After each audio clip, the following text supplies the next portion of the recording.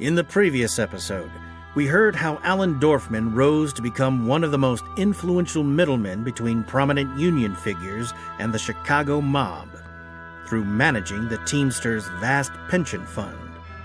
In the beginning, he was working with powerful union president Jimmy Hoffa to funnel cash to the mafia.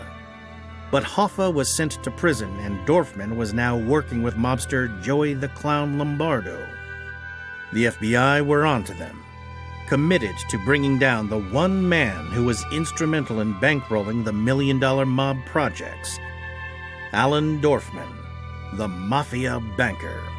We were after Dorfman because he was the gear that made everything run. He might have been a man who would be successful in any walk of business, but he got in with the mob. A very intelligent individual, but also a person with a huge ego, believing that he was smarter than everyone else. In this Audio Boom original series, we explore America's criminal underworld to reveal the lives and careers of its greatest gangsters. This series has been extensively researched and produced in consultation with experts, authors, and the people who were actually there. In this episode, we tell the extraordinary story of how the FBI hunted Alan Dorfman, bugged his business, and caused one of the biggest disasters in mafia history. In the early 1970s, former Teamsters president Jimmy Hoffa was still behind bars for bribing a jury. But life on the outside was good for Alan Dorfman. With Joey Lombardo's backing, Dorfman was approving million-dollar loans for mobster projects. The two men worked well together, and they didn't need Hoffa anymore to gain access to the Teamsters pension fund money. And then, on December 23, 1971, Jimmy Hoffa was given an early Christmas present, a pardon from President Nixon. Now a free man, Hoffa wanted his old job back. The late John Siegenthaler, former editor of the newspaper The Tennessean and political advisor to Robert Kennedy. Jimmy Hoffa thought he was in control. The mob, those people dealing with him, knew he was not. Once he's out of the presidency of the union, into prison, now he gets back out after signing an agreement that he would not seek to become head of the union again, and suddenly he decides, well, that was a mistake. I'm going to get back in charge of the union, and I'm going to renew my relationships with these members of the mob. And of course the mob resisted that. The mafia bosses felt their money machine was working well, with Dorfman an essential cog. They wanted nothing to do with Hoffa.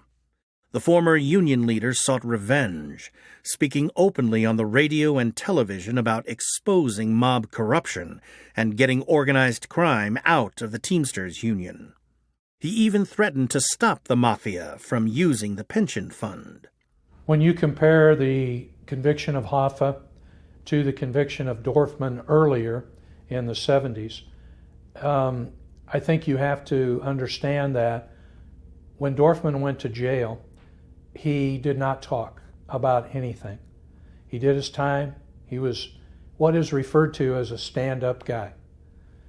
Hoffa had made a deal that he would relinquish his power, his control, and take a reduced sentence. He got his jail time, wasn't as long as it could have been, and he got out fairly early. Then he did a reversal, and rather than say, I won't go back and try to get my power back, he started back to try to get his power back. Dorfman had never made that agreement. The only agreement Dorfman made was to keep his mouth shut. And then, on July the 30th, 1975, Jimmy Hoffa famously went missing. Jimmy Hoffa sincerely thought of himself as a tough guy, as tough as anybody in the mob. He never thought that he would come to the end he came to at the hands of the mob. According to news reports, he had been last seen at the fashionable Red Fox restaurant in a Detroit suburb. His car still in the restaurant parking lot, Hoffa seemed to have just vanished off the face of the earth without a trace. The FBI put 200 agents on the Hoffa disappearance and spent millions to find him. To this day, his body has never been found. But if the mob thought Hoffa's disappearance would get the FBI off their tail, they were mistaken. In 1978, federal law enforcement officials began to form an attack plan to get rid of Alan Dorfman once and for all. I'm excited about our new sponsor this week, SimpliSafe. SimpliSafe is a smart home security system that you can set up yourself in a few minutes. It's super easy, looks really cool, and it does some amazing things. Like, it has a sensor that listens for the sound of a window breaking and alerts you of intruders. So, how do they make sure it doesn't go off when you accidentally drop a plate or something? Well, it turns out they actually constructed a glass break test facility. These guys are obsessive. They ran over 10,000 live glass break simulations until it was so accurate, it's now able to distinguish a broken plate from a broken window. SimpliSafe puts that same level of detail into everything they do. And they're so confident about it, there's no contract. It's just a monthly fee, and you can stop anytime. 24/7 monitoring with police and fire dispatch is just $15 a month. And when you go on their site, you'll see how you can build exactly the system you need. I like that they don't try to sell you more than you need. You can customize the whole thing. And get this, when you order your SimpliSafe security system today at simplisafe.com/mafia, SimpliSafe will also donate one to a family in need. How cool is that? That's simplisafe.com/mafia. simplisafe.com/mafia. Doug Roller was the attorney in charge at the Chicago Strike Force from 1978 to 1984. We were after Dorfman, make no mistake about it, because he was the gear that made everything run as far as controlling of the Central States Pension Fund, but he was not the sole target. Stopping Dorfman would not only cut off the mafia's money supply, it would allow the authorities to follow the paper trail of bad loans and convict mobsters throughout the U.S. If we penetrated Dorfman and his contacts, then that would open up avenues of prosecution and evidence gathering as to the mob, corrupt Teamsters officials, and on occasion, like I said, corrupt public officials. The FBI knew that catching Dorfman wasn't going to be quick or easy. Their only chance of a successful indictment would require more electronic surveillance than ever before.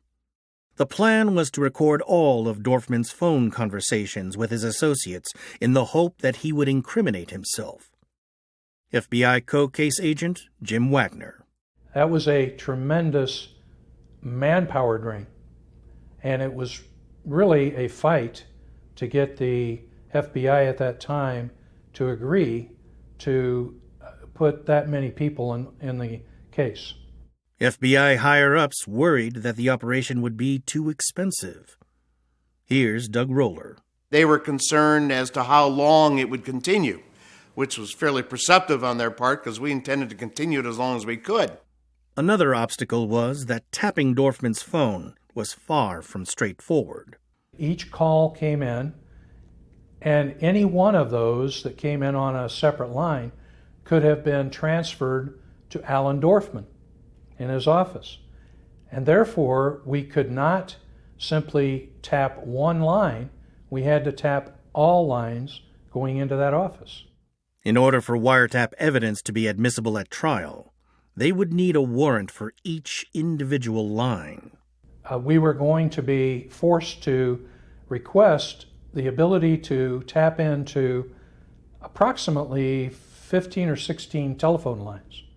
But on January 29, 1979, a court gave permission for multiple wiretaps, and Operation Pen Dorf began. The FBI rented offices near Dorfman's insurance agency. Then the telephone company redirected the phone lines so agents could monitor and record all of Dorfman's calls. His world opened up to them as never before. On that very first day, they heard Dorfman brokering a $90 million deal for the mob to purchase a hidden interest in the Aladdin Casino Hotel in Las Vegas. Dorfman's days, as best as we could tell, when he was in the office, when he was actually working and not playing golf, was mainly communicating with the gangsters, fulfilling their needs, a problem solver, influence peddling, everything you'd think a power broker in legitimate business, semi-legitimate business anyway, would do today. Except this was far from legitimate business. Only a few days later, on February 2nd, agents were stunned when Dorfman's conversations involved loan sharking, a takeover of the Teamsters pension fund, the unlawful use of gold certificates, and even a plan to kill the Teamsters president. And that was just one day's work. Over the next 6 months, the FBI monitored over 100,000 phone calls and recorded more than 3,500 of them. But it still wasn't enough. They needed to hear all of Dorfman's business conversations, not just when he was on the phone.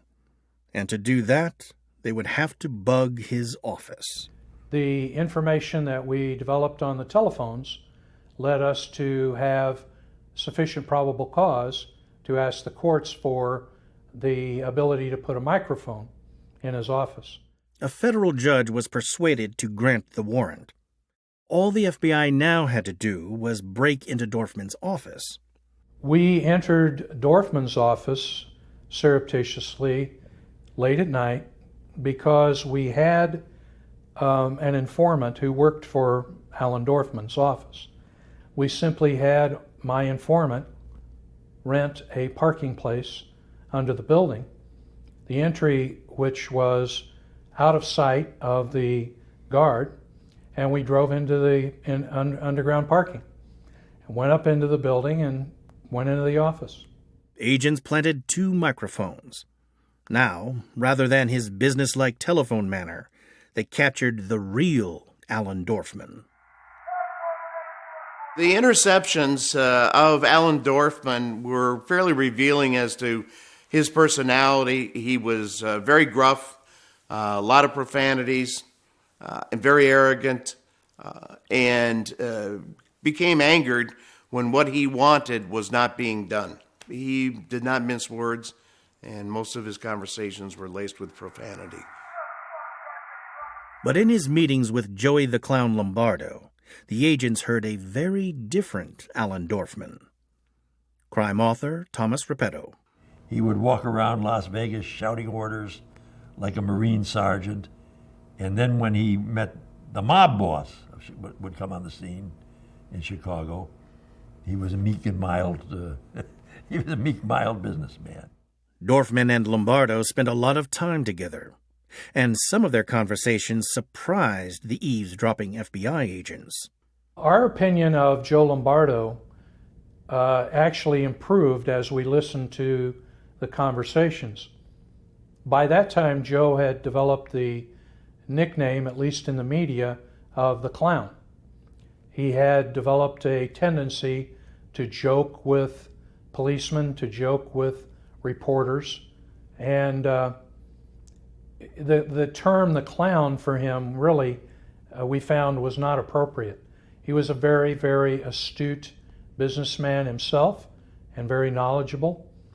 We overheard conversations most mornings where they were reading the Wall Street Journal, they were discussing the articles, and really there was no difference in the understanding of the material on the part of Lombardo as compared to Dorfman. They had the same understanding and had interesting conversations about it. What the FBI had long suspected was now becoming clear, and they had it all on tape. Over 2,000 reels of Dorfman were recorded and transcribed, at his office, on the phone, and in meetings. And despite being unaware of this, Dorfman still seemed careful and guarded. Alan Dorfman, like a lot of the gangsters, didn't think that they would be caught. They thought they were too smart. But Dorfman finally made a fatal mistake. Back in January 1979, Teamsters President Roy L. Williams and Senator Howard W. Cannon of Nevada asked Dorfman for a meeting. Williams had a problem with a pending bill in Congress that would deregulate the trucking industry, which meant a loss of money and power for the union. And Senator Cannon wanted to block local developers from building next to his exclusive Las Vegas Country Club home. The planned 9-story apartment would have spoiled his view. As it happened, the vacant lot was owned by none other than the Teamsters Central States Pension Fund. So Dorfman brokered the meeting with Cannon and Williams to see if they could help each other out. Dorfman agreed to sell Senator Cannon the 6-acre plot, and in return, Cannon would personally oversee the trucking deregulation bill to benefit Williams. It was, in effect, a bribe. And bribing a U.S. senator is a serious crime. Back in Washington, as chairman of the powerful Commerce Committee, Cannon successfully watered down the trucking bill. But Dorfman was having a harder time delivering his end of the bargain. Recent legislation prevented him from dealing in land. The feds listened in as Dorfman vented. In the bug, Dorfman is going on about, how terrible this was. These guys were pieces of shit. And in the old days, we could have just had the Teamsters out there bought in and give it to them. But we can't do that now because everyone's watching us. On May the 21st, 1979, Senator Cannon called Dorfman to ask how the land deal was coming along. Embarrassed, Dorfman could only apologize for the delay. Senator Cannon never got the real estate he wanted. But the FBI got what they needed: an incriminating recording proving that Dorfman was involved in bribing a U.S. senator. You've heard me talk about FrameBridge before. They make it super easy and affordable to custom frame your favorite things, from art prints and posters to the photos on your phone. Here's what you do. Just go to framebridge.com. Upload a photo from your computer or directly from your Instagram feed. Or, if you have a physical item, ticket stubs, art prints, posters, anything, they provide secure prepaid packaging so you can mail it in for free. Then you can preview your item online in any frame style. This is so helpful. Choose your favorite or get free recommendations from their amazing designers. The expert team at FrameBridge will custom frame your item in days, not weeks, not months, and deliver your piece directly to your door, ready to hang. The best part? Instead of the hundreds you'd pay at a framing store, their prices start at $39 and all shipping is free. Plus, my listeners will get 15% off their first order at framebridge.com when they use my code MAFIA. FrameBridge has thousands of 5-star reviews and even offers a happiness guarantee. If you aren't 100% satisfied with your order for any reason, they'll make it right. I love their selection of frames. You have a lot of options, but it's not overwhelming, so you can really explore. I just got a print framed in the Richmond Antique Gold frame, and I have to say, it's gorgeous. So get started framing your photos or art today. Go to framebridge.com, use promo code MAFIA, and you'll save an additional 15% off your first order. Just go to framebridge.com, promo code MAFIA. Framebridge.com, promo code MAFIA. At the beginning of 1980, after 13 months of surveillance, the Chicago strike force went public with Operation Pen Dorf. Senator Cannon was quick to defend himself from accusations of wrongdoing, denying any connection between his role in the trucking legislation and a personal land use dispute. So Cannon was allowed to get away with it. But Dorfman wasn't so lucky. The man who had stolen the Teamsters' millions was still in the sights of Chicago strike force leader Doug Roller. We felt by the time the wiretap was over that we had a great deal of evidence to put together a prosecution, but we also conducted an extensive grand jury investigation, which was helpful in securing witness testimony, to putting some flesh on the bones of the wiretaps. And by the time that grand jury was over, I felt we had an ironclad case. It seemed that the FBI finally had their man on the ropes, yet Dorfman appeared unconcerned. Dorfman in court was most of the time an arrogant gentleman. Although he was physically in court, present, that he was aloof to what was going on. Despite the cool veneer, Dorfman knew what was at stake. At one occasion during the course of the trial, Alan introduced his son to me and stating that this is the motherfucker that wants to put me in jail. I just told Alan, you're a real class act, and walked away. Alan's cool may have stemmed from more than just having the best lawyers. He knew the mafia was helping the jurors come to a sensible decision. Several jurors received early morning telephone calls from someone with a deep, gravelly voice who made insinuations about not knowing the whole story of the case. When the jurors reported the illegal phone calls, the judge immediately sequestered them. They were held in a hotel, under guard, cut off from any outside interference. The old mob methods just didn't work anymore. This time, no shotgun blasts could silence a witness. As the Pen Dorf tapes were played in court, the battle lines with the mafia were redrawn. The accused had now become witnesses against themselves. As Dorfman's tape played, profanity, anger, and frustration resounded in court. The best evidence you can use in court is the defendant's own words. You cannot undo your words. You might try to explain them away, but if there are enough words there, you're sunk. On December 15th, 1982, Alan Dorfman was found guilty of conspiring to bribe Senator Howard Cannon. Operation Pen Dorf had struck its target, and it was a devastating blow.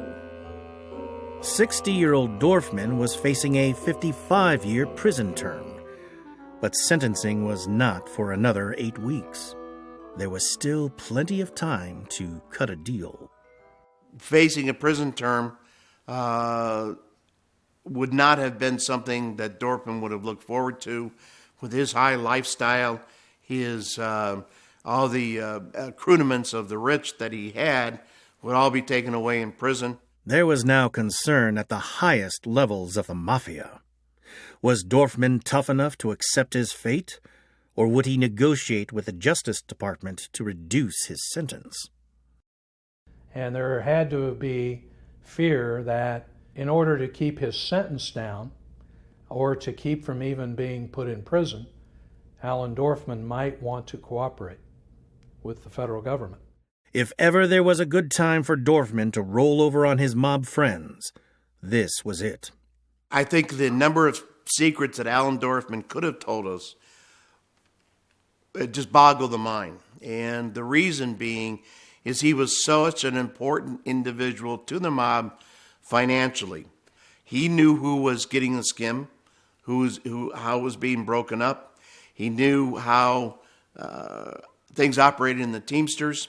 And I believe that he could have, if he had testified, helped us to completely cripple Cleveland, Chicago, Kansas City, Las Vegas, and maybe Los Angeles.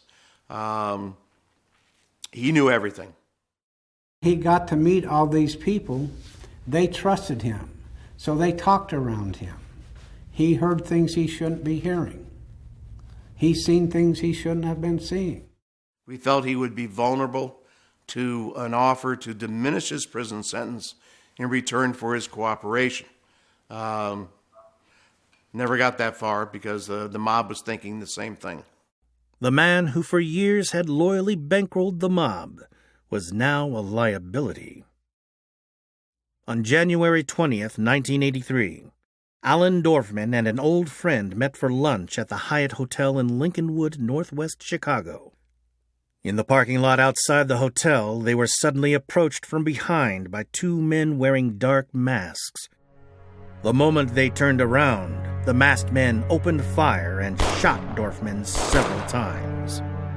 The business associate was unharmed, but Dorfman died at the scene in a puddle of his own blood. Alan Dorfman had just kept 30 years of mob secrets the hard way. His death was a watershed for both the U.S. Mafia and U.S. law enforcement. I believe it was one of the largest and perhaps most successful investigations of organized crime undertaken during this period. Without Dorfman, the Mafia's money supply was cut off. It crippled the mob, and they never recovered.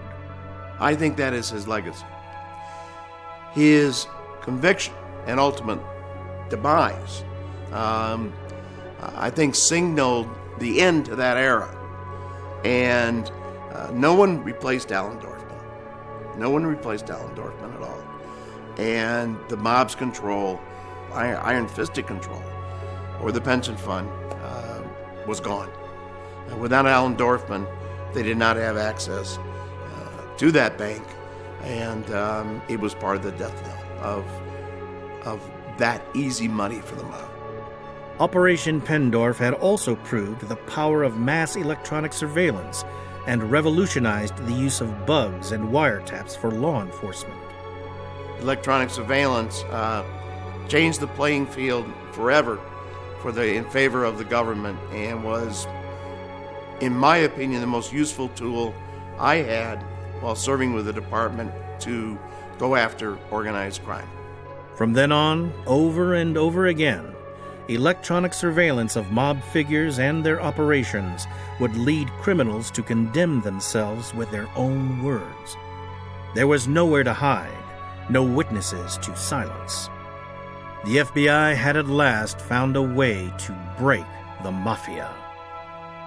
In the next episode, Florida in the mid-1950s, the international gateway to the Caribbean, and ruled by one mob boss, Santo Trafficante, who would turn neighboring Cuba into a gambling paradise. He was very powerful. He had a lot of connections. He was the natural selection, the natural choice to be sort of the go-to guy when it came to Cuba. Trafficante's influence and power would lead to forging relationships with the likes of Fidel Castro and JFK. Trafficante definitely was hedging his bets. He was paying off the Batista officials and the government, but at the same time, he was giving money to the guerrillas and to Castro and their causes. But when he felt betrayed by these heads of state, he would go on to have a hand in plotting their assassinations. Nothing's more sensational than the assassination of the president. That's next week on Mafia. This has been an Audio Boom and World Media Rights co-production, hosted by me, Fleet Cooper. It is produced by Audio Boom's Ben Hosley and Rachel Jacobs, and Bettina Vasquez for World Media Rights. We had editing help from David Markowitz, with additional production from World Media Rights by Gerald Zibingwa. David McNabb is the series' creative director, and the executive producers for Audio Boom are Brendan Reagan and Stuart Last. Thanks to Indochino for sponsoring this episode. Follow Mafia on Spotify, or subscribe on Apple Podcasts, Stitcher, or wherever you find your favorite shows.